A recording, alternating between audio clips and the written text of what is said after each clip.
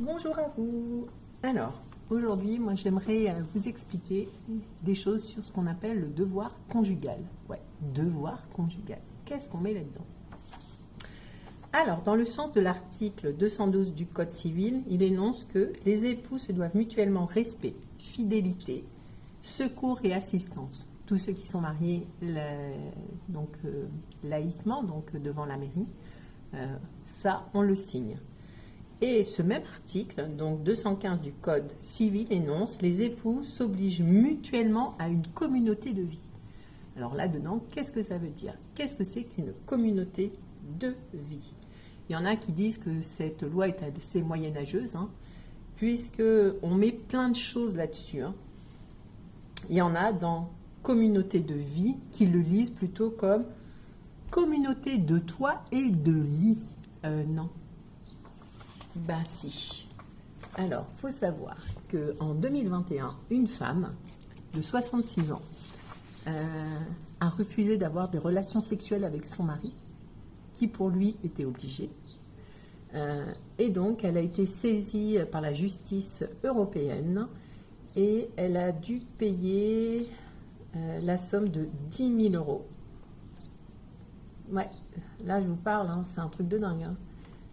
Parce que donc elle avait refusé l'obligation de relations sexuelles entre époux. Donc sommes-nous obligés d'avoir des relations sexuelles entre époux? Je croyais qu'une même loi, donc la loi, alors attendez où elle est, là ça y est, du code pénal, l'article 222-22 alinéa 2 dit que les viols et autres agressions sexuelles peuvent être constituées quelle que soit la relation existant entre l'agresseur et la victime, y compris unis par les liens du mariage. Donc si on oblige une femme ou un homme à avoir des relations sexuelles parce qu'ils sont mariés, est-ce qu'on n'est pas dans cette loi de viol? Et comment ça se fait qu'il y a eu une jurisprudence pour dire que la femme de 66 ans qui avait refusé d'avoir des relations sexuelles avec son mari a dû payer? C'est un truc de dingue. Par contre, toujours la loi sur cette loi qui est quand même assez patriarcale, on ne peut pas dire ça, et très archaïque. Alors attendez, parce qu'il y avait quelque chose d'important, est-ce que je vais le retrouver? Alors oui.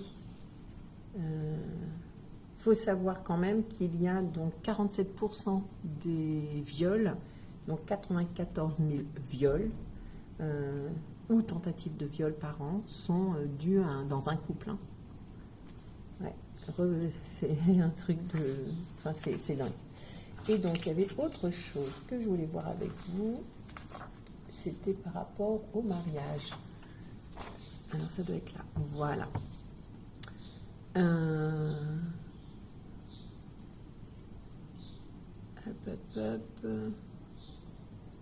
C'était pour suspendre en fait un mariage.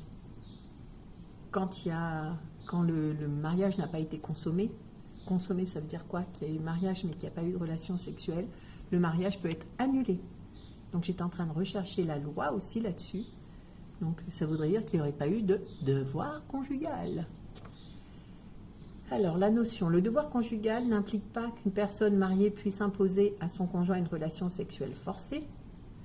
Le viol sur conjoint ou sur les concubins ou sur les partenaires pacsés peut être puni, de 20 ans de prison.